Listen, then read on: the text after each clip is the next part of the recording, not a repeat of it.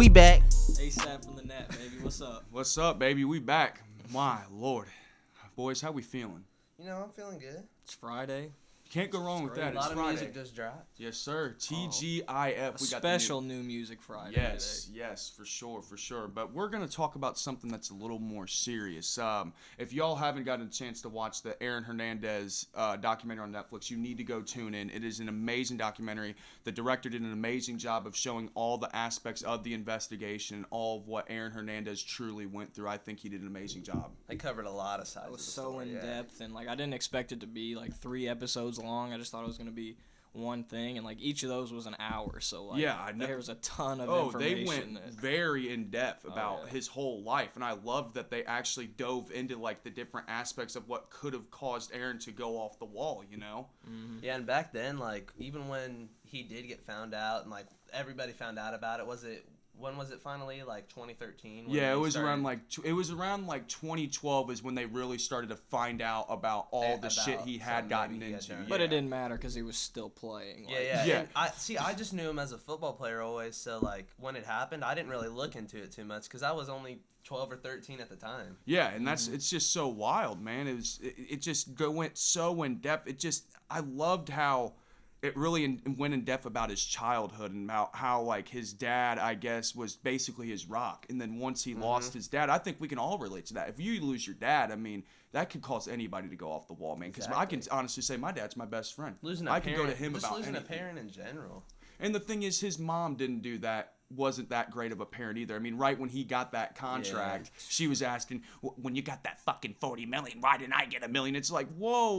Give me $1 million and I'm set for life. Yeah, give me $1 million. She's a money vulture at that point, bro. Yeah, she's just wanting that money. Like, look, and here's the thing. Like, with my parents, they've already told me, like, if this thing, when it does blow up, they're not asking for anything. Like, they want me to just work for my shit, you know. They want me to work for obviously my money. So exactly. I mean, they're not asking for anything. You get your own bread. You're allowed to choose how you want to fucking spend it. And of course, like, even though they say they're not gonna ask for anything, I'm gonna get them some shit, bro. Exactly. I owe them literally everything in the world. And like, I don't even know why her being that kind of person would even think, like, I'm sure Aaron himself was probably already gonna do something. Yeah, exactly. That's what I was wondering. I was like, 40 fucking whenever million, they get contracts like that, one of the first things they're gonna look to do is take care of their parents. But like, with their rocky relationship and stuff, I guess, I mean, she was probably concerned she wasn't going to get anything at all. Exactly.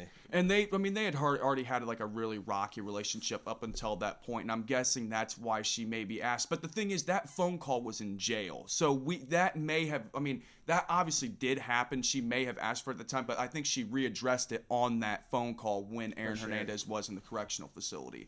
It was, oh my God, man. That's what nuts. I couldn't believe too. Just all the phone calls from jail that were recorded throughout the 3 episodes. There was just so much in depth. You just saw like so much different emotion. Yes, each phone call that they played had a very big impact on the story. You could tell they did a really good job of like selecting the very few audio clips they felt like would bring out and really show you what exactly they were going through when he was in jail or in that correctional facility. And it just makes it all like, it just points all the evidence on him to where it's hard to feel like, to think that he's innocent at all just from watching this, just because all the events that stack up. Like, everything that stacks up over the years. And the things that he ends up saying, like he just incriminates himself to everybody. Like, yeah, I mean, even on that phone call with his agent, he was talking about how he wanted to try to get a marketing deal with Smith & Wesson. It's like, bro, you just opted yourself out, you dumbass. Like, what are you doing? Because he's telling his mom on the phone, yeah, I'm going to be free in no time. You don't have to worry. He was telling his wife that, or his fiance that too, and it's just like, dude. Then turns no, around you're like not. You're fucked. All the evidence is against you. They got shoe footprints. They got tire tracks. They had the bubble gum in the actual rental car that they had. Like, you know what I'm saying? Oh, yeah. Like, and even the one was like, wasn't it like literally stuck? Yes, to one it was of the on shells? the dash. There was a bullet with gum, and the gum was on the dash. It's like, dude. He even offered that lady a piece of the gum, and she was like, what kind of gum did he offer you? I think it was that blue bubble gum. Yeah, buddy. He just stuck with his dick. Buddy. And I think he brought that Tito Ortiz in. Was that his name? Tito Ortiz? There was Ortiz, and then I can't remember Wallace. It was Ortiz and Wallace. And I think he brought them along just so it would look like they committed the crime because they had gotten in some criminal shit in the past, too. They had a very big criminal history. That was kind of weird, too, I thought, because those guys both didn't live in the state, right, at that time? I don't think they did, because the thing is, they were mostly hanging out at that Tanya's house, like the cousin of Aaron Hernandez, and that's really where Aaron was introduced to all those different drugs, because even the Tanya's sister was on trial talking about how there was obviously marijuana in the house, and then they were obviously smoking blunts filled with PCP, and it's like, holy shit, dude, y'all are going hardcore with it. Doesn't PCP make you trip out too? Yeah, PCP is just more like I think it's more like a psychedelic in a sense. Yeah. Oh my lord, they take it in We're Your Friends. We talked about that. We were watching it. Zac Efron and them and the DJ take it in that. It's a crazy scene though. He's just like at an art show. Everything just starts like coming to life. And that just plays into like him having mental like issues, like him doing stuff like that on top of you're out playing on a football field 7 days a week, getting hit in the head, taking blows to the head, anger your whole out on life that situation too. You know, like maybe even after you get to a point to where, and I mean, he got taken out as a player, obviously. So you get cooped up in maybe a cell or something. You're normally used to at least taking your anger out on the field or something like that. He doesn't have anywhere else to release it. And what's so wild is like the cop was basically the cop that they interviewed. I think he was like the head of the correctional facility. Was talking about how Aaron, in a sense, had turned into a sociopath because on the phone he was talking about, oh my God, my cell is so comfy. It's like, dude, you just lived in a damn mansion. What do you mean it's comfy? They literally brought out the dimensions, how many square feet his mansion was, and they're like, he moved into this like a 5x7 jail cell, and it's moved like, into bro, it like what? It was no problem.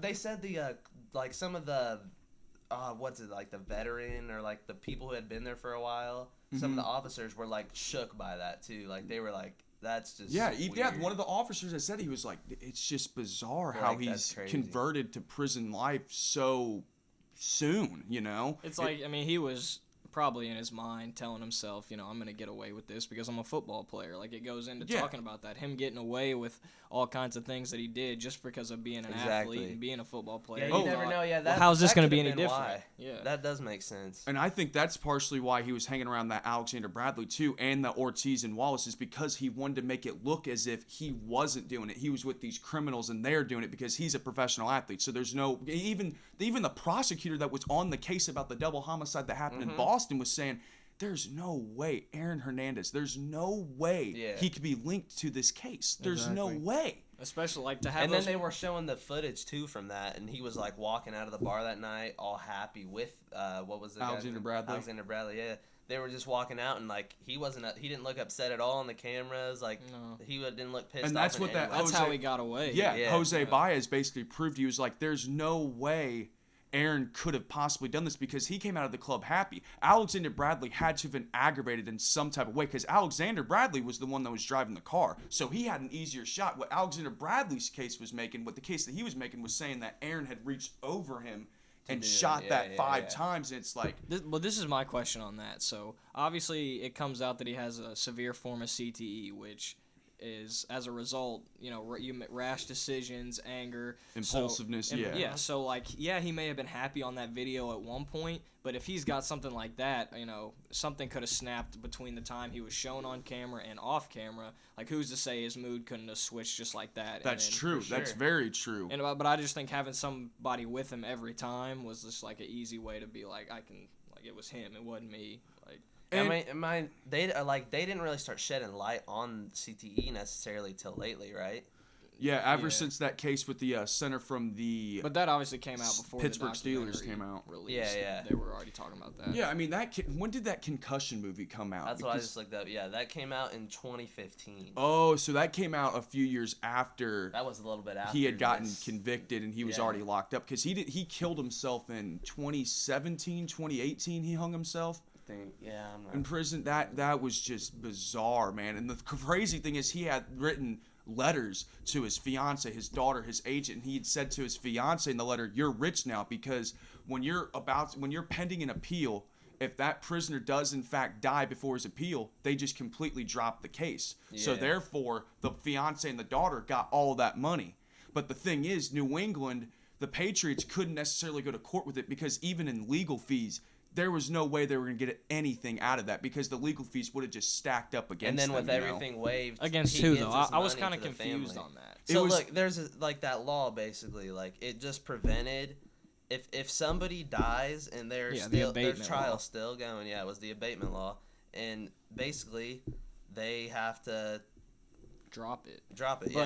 But then that lawyer goes on to say, the Patriots are gonna fight it in court until the last drop. So I don't know if he thought that through. But that's the thing. He later on clarified and said the reason why they didn't necessarily go and fight it is because of the legal fees. The legal fees were going to cost so much to the point where there's no way the Patriots would have made a penny off of that. There's no way they could have gotten any of their money off of that because of that abatement law. And I feel like to some extent, they said there was a unique relationship between him and Robert Kraft. So I mean, who's to say that they weren't willing to, just give his daughter and his wife the money because, they weren't going to go fight that if they actually had a relationship with them. Like, they would feel bad. Mm-hmm. Exactly, taking all the money. And I also thought...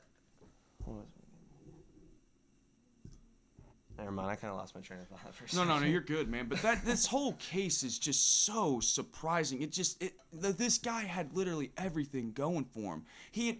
What's so fucking wild is even a reporter for CNN clarified it. It was like he goes and commits a double homicide with Alexander Bradley, and literally the next year, maybe a few months after that, he's getting a 5-year, $40 million contract. $40 million he played contract. a full season after him and his buddy had just killed 2 innocent people. A dude in Boston, and then that's where Foxborough is, right? Mm-hmm. It's right near Boston. Right. And I think you kind of said it about how like that football field being a place for him to release all that stuff. So I think him being able to play that season afterwards, like they're like, how could he do that with a clear conscience? Well, you're going out playing football every day. Exactly. That's a place where you could release it, and then he can just let it all out on the field and then just forget about it. Yeah, and even his childhood friend had said, like, when he was going into the draft, he was very much hoping for that he would get drafted by a team like San Francisco, San Diego, teams like that. So people that were from Connecticut that knew Aaron had to actually gain access to actually fly out there instead of taking just a 2-hour drive to Foxborough. So, like, in a sense, it was a win-lose because, yes, he was getting drafted to a team with the best coach of all time, the best quarterback of all time. But in a sense, he's only 2 hours away from where he was from and where all that shit had gone down. So that's what's crazy. Another thing came up too about him requesting trades with Belichick. Yeah, and because they maybe didn't have. That's a question that I wrote down. Is like, do you feel like the New England Patriots are somewhat to blame for this catastrophe of Aaron Hernandez? No, I don't think. I mean, it has anything to do with the fact that he went to shoot Odin Lloyd. No.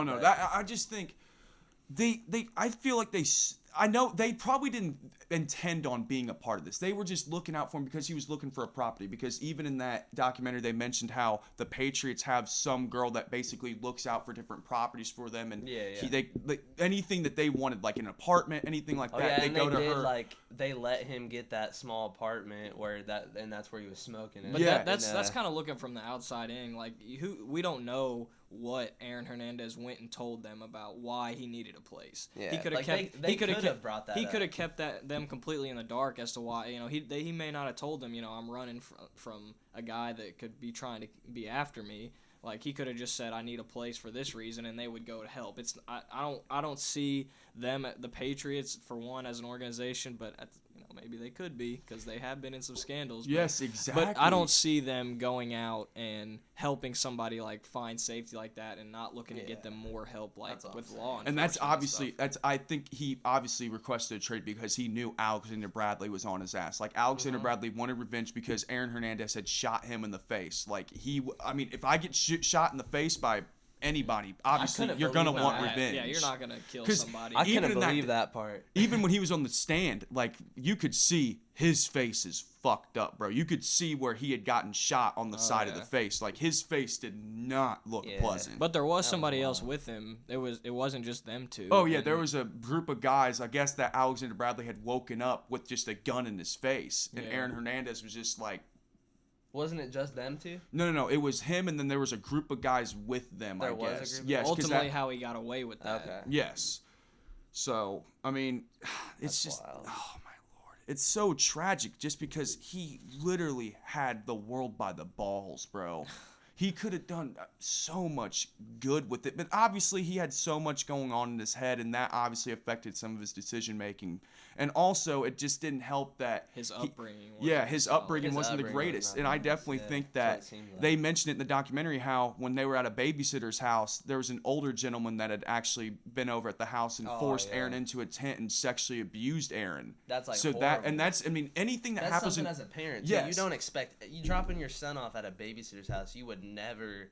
That would be my last thought of something that would go and on. anything that goes on in childhood is obviously going to be very traumatic growing up. Like, you're never going to forget that. That's always going to be on your mind. And I definitely think that played a part in why Aaron turned out the way that he was, is because he was trying to hide his sexuality from everybody. I definitely think that played a part, because even his high school quarterback even said, like, growing up, from just 7th grade up until junior year, they experimented, and they were always so just paranoid about people finding out about it. And I definitely think that played a part in his aggressiveness too, because he thought that people were testing him. He was probably thinking about people finding out, and he thought that it was going to ruin his family. And the fact that his father was so against it that he was scared of not being accepted, and then losing his father after that. It was like so many things just happened over, and like nothing. Like, while things were going right for him, at the same time, like, so many, like, personal things were going wrong. And they'll tell you, like, money is not going to solve everything. Money doesn't buy happiness, man. It really doesn't.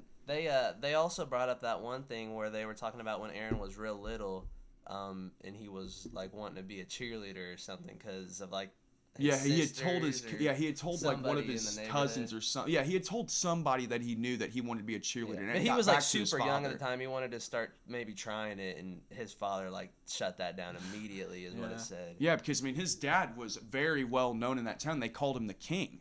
I mean, that's what he was known as in that town. And I mean, you also have to look at like the father of the other kid. Like, he said that he felt horrible not knowing that then, but like, looking back then, that was kind of like the generational thing. Yes, like, it was a very generational thing. It wasn't looked at in the same light as it is today. Yeah, it just wasn't. Like, back then, the word homo was thrown around a lot back then. So, obviously, people knowing that, and they associate the word homo and gay with negativity. Like, that's just a generational thing. That's the facts. That's how they viewed it. So, therefore, growing up, Aaron and that quarterback just felt very obviously paranoid because they didn't want anyone to find out. They didn't want anyone to judge them and be negative about them. Yep.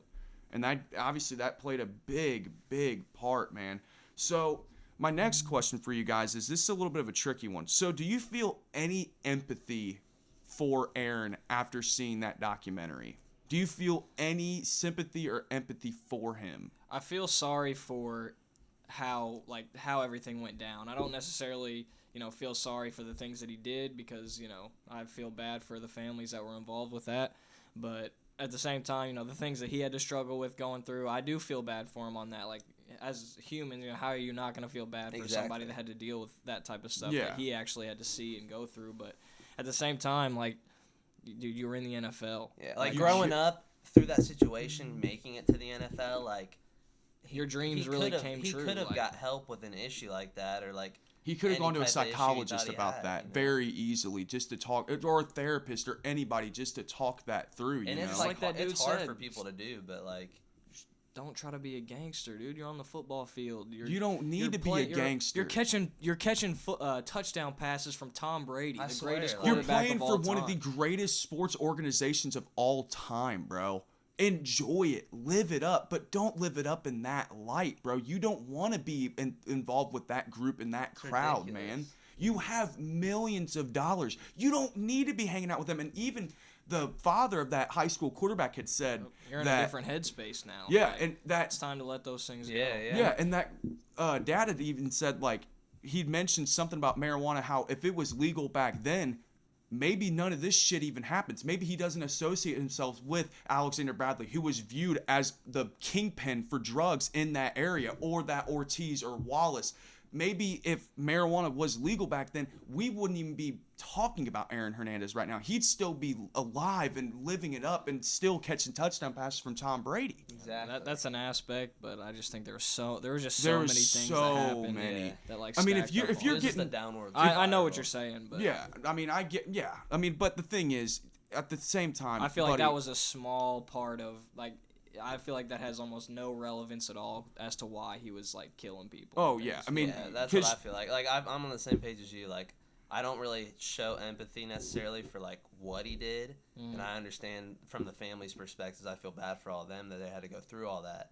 But from his childhood perspective, you see all that, and you want those people to get help. But like you said, he played in the fucking NFL. Like it's just very sad. But and when was you extremely successful in the NFL. yeah, exactly. And as you watch the documentary, you truly saw why he did evolve into the person that he did. He didn't have a great upbringing. His father and his mother's relationship was very, very rocky. Even his brother DJ had told a story in his book about how when his father had come home from the bar one night, him and his mom had gotten in an argument, and the mom threw a phone at him, and then he proceeded to grab her by her head and slam her against the kitchen sink until she was unconscious. Yeah. Like, seeing that that's crazy. as a child is going to absolutely fuck you up.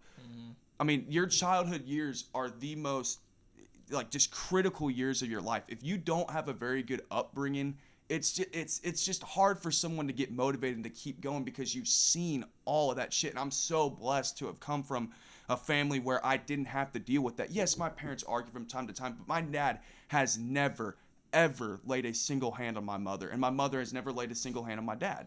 So, I mean, it's all about just and it's easy, like, it's just unfortunate because it's easy to just walk into the Patriots organization, as his job, and he just like they said, he was living a double life. So he just pushed all that to the side, didn't think to tell any of his teammates about, I'm going through this, I'm feeling this. He just kept that all to himself, bottled it all up inside until it's like a ticking time bomb. Like you said, it was just a matter of time.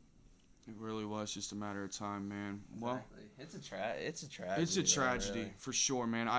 My heart goes out to his family. Obviously the Odin Lloyd family, my heart goes out to them, man. For sure. It was so, there's no real motive.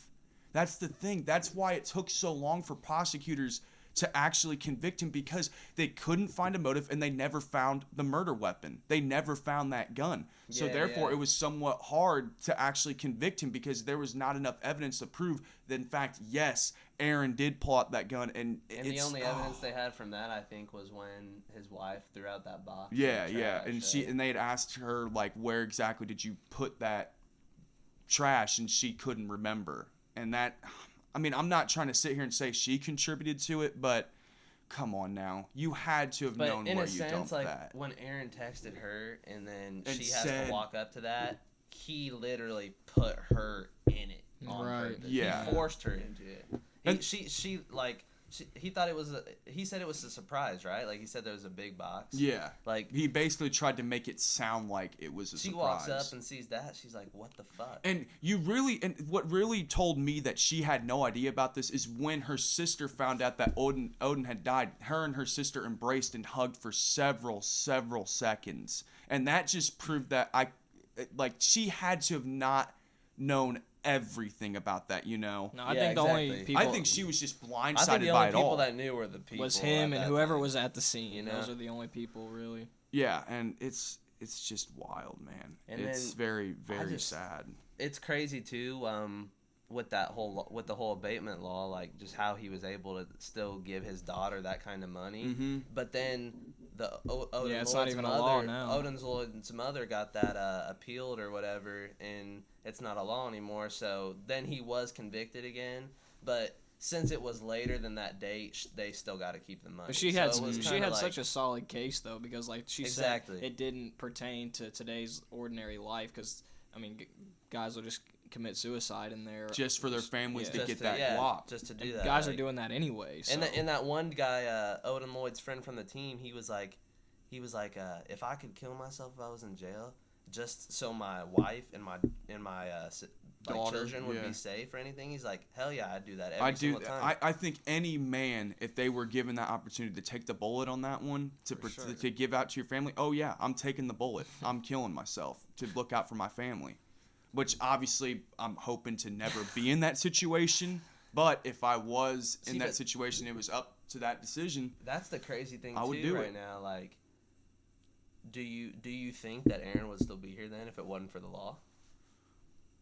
Like I think he would have because after think- I honestly think it would have too because he learned, had to have known about. Yeah, he learned about that information in jail, but also you have to remember 2 days before he killed himself on that radio show. That's what I'm saying, That's too. when Right. the shit about his sexuality got leaked, and it's just like. But before that happened, like his plan was like even going into this second trial was that we're gonna try to. He got convicted of life, but he was gonna try to Appeal and get that. it down. And, Yeah. and then his lawyer was saying, He was ready. You're gonna have to win this one because if you get convicted of this double one, there's just gonna be no hope. So he beats that one, and then he's thinking, I'm gonna plan to appeal this, assuming he's gonna probably get some special treatment because he's a football player. Yeah, he was back on like kind of like a happier track. They said and right then- because he's thinking they're gonna if I appeal this, there's a good chance I could get out. I'll get the Patriots to vouch for me, this and that. And then once that news broke about his sexuality, then that was Then it. that was 2 days later. And whoever that reporter is, you're a bitch. Like that's and that one of the reporters had even said from the Boston Globe, that's a no in media. You don't just throw out someone's sexuality like that. That's a very big thing for a gay person. She was doing it to elevate That was herself for so she could personal. go She was on just a looking talk for show. clout. Like Entirely. it's, Yeah, what a exactly. bitch, bro. That just frustrates me, man. That frustrates me. That you can't do that. I swear. And even in the court case, like even the prosecutors are going to try to bring in someone to the stand that would oppose and actually reveal Aaron's sexuality, and they were trying to make the case that Aaron's sexuality is the reason why he lashed out the way that he did. But luckily, the lawyer that was with Aaron, who just happened to be gay, was like, no. Because you got to think, that trial was on national TV. Like, everyone saw that. Most people who you hear about even coming out, they do it themselves. Nobody has somebody do that for them. That's fucked up in that But sense. regardless, It's entirely. regardless of that situation, he did murder people. Like he did. He did. So Aaron did it's that. It's hard to feel sympathy for for guys that are going to yes, do that. and for I sure. will openly say I have no empathy for Aaron Hernandez, but No. you can't not feel sorry for this guy. Like this It is guy sad. went It's through tragic. some shit, and getting hit by Ray Lewis every other game probably ain't gonna help you. Yeah. Because they I showed just it. wonder that's my biggest question in the whole thing is like what kind of role does CTE must Oh, have played. I think it. But played then that in- other guy comes up at the end and he's like, the CTE don't make you go No, and kill but here's my argument against that. The CTE and the severity of the disease varies from person to person. That dude was just That's what I assuming feel that like, too. CTE was the same for everybody. That's what he made it seem like. Yeah. It's like, no, bro. CTE, it varies between people. Even playing like a small portion of football, like even me, like I honestly think I'm not going to sit here and say, yeah, I for sure have CTE, but I definitely can feel the impacts from football. I can't remember as much. Like it's harder for me to remember names sometimes, obviously. Like even in class, like even at IUPUI, it's hard for me to like remember and obviously memorize each and every name of my classmates because I literally my senior year of football, just in that season alone, I suffered 3 concussions and multiple before that I never went to the trainers about because I wanted to keep playing. I didn't want to sit out, because junior year I was fighting for a starting spot, which obviously I didn't get. I played junior. I played JV as a fucking junior, but yeah, we're not going to go and we're not going to that. But what I'm trying to prove is yes, it can affect anybody that plays was the football. most severe, like for anyone that she had seen at such a young age, at his age, like Oh, that was the and most I advanced it was. I always think about this, like, say as just a human or something, you have a shorter temper in general beforehand anyway, and then you go to football, maybe CTE slightly starts to do a number on you, and then your temper's just triggered like it's nothing. Like I wonder if that could be something. Like I honestly don't know. I mean, even that doctor had pointed out, even like in the frontal lobes, you saw it on that image. Oh my God, it was deteriorated, bro. I mean, you could see it. The huge. I mean, even a normal brain, I think it was like it was literally like that much separation between like the frontal lobes and the actual like other parts of the brain. Yeah. But his was like that. Like Yeah. he was fucked up. Like Because once you get to that level, like you're expected, we talk about, you don't talk about load management in the NFL, but because You really don't hear about that. They want you out there, like you got to be on the And field if you're even hurt. in that documentary, they had said Chris Borland, who used to play for the 49ers, had said when he was at Wisconsin, getting there for the first time as a freshman, it was just so bizarre seeing all the upperclassmen before games getting shots of that I think it's called Toradol, yeah. And it was just wild because he was thinking it was just steroids, and they're like, no, it's just a painkiller. And it's like, dude, what? It just shows you how serious of a business college football then is. Then they panned to that phone call, and he was like, all you need is Toradol and some weed, and you good. I mean, shit. I mean, look, that's another question. If let's just say you were hurting, like you had a sprained knee, and it was a big game, like the Big Ten championship. Are you taking Toradol before the game to go out and play? I am. I mean, it's the Big Ten championship. Yeah. Millions of dollars on the line. I want to know. I understand why those people did it. I want to know what it really does for you, like what it feels like. You don't. I know. I couldn't imagine really being injured like that, but then that just makes you feel completely fine for a game, like for a little bit. You're like, all right. It's mind-boggling, man. I mean, even in high school, I'd heard of some schools how some of the guys will literally just get like protein powder, just protein pills, crush them up, snort them, Adderall. Like some of these guys do that for their pain. Like obviously at Perry, none of us were fucking doing that. Are you kidding me? We'd maybe sniff some smelling salts. Hell of people do that, just to get a little going, but that's really about it. That's funny. Because I remember one of our teammates had whipped it out. And he was like, "Hey, Storm, get you a whiff of that." Those will get you awake, though.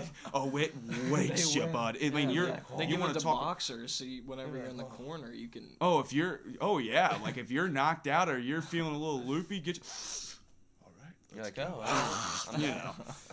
But man, But once again, man, if you haven't seen that documentary, I definitely recommend you go check it out. It's I would definitely recommend that. Very good watch. It's just interesting to listen to, just overall. It really is. But tragedy story. I think we've shared enough on this. What do we got coming up next, boys? So, what we're gonna inform our audience right here is, from now on, we're not gonna release whole episodes. What we're going to try to do is break it up in chunks for you guys and bring different subjects and topics, maybe that vary between 5 to 25 minutes, just to keep you guys engaged, because we know no one's going to sit through a whole hour and 15-minute podcast just willingly, No, it's just as we're going. We're trying to improve more and more, so, chunking the videos like that gives you guys a better chance to sit down and watch them in a more fashionable time, and then for us, on the other hand, let us know in the comments what you want us to talk about, and we'll bring it out here. Exactly. And like the interviews, those are always going to be long, just because that's a full conversation with anybody. So. Yes, sir. And you have been listening and or watching ASAP from the Nap. Thank you guys for tuning in. We out, yeah. Yeah.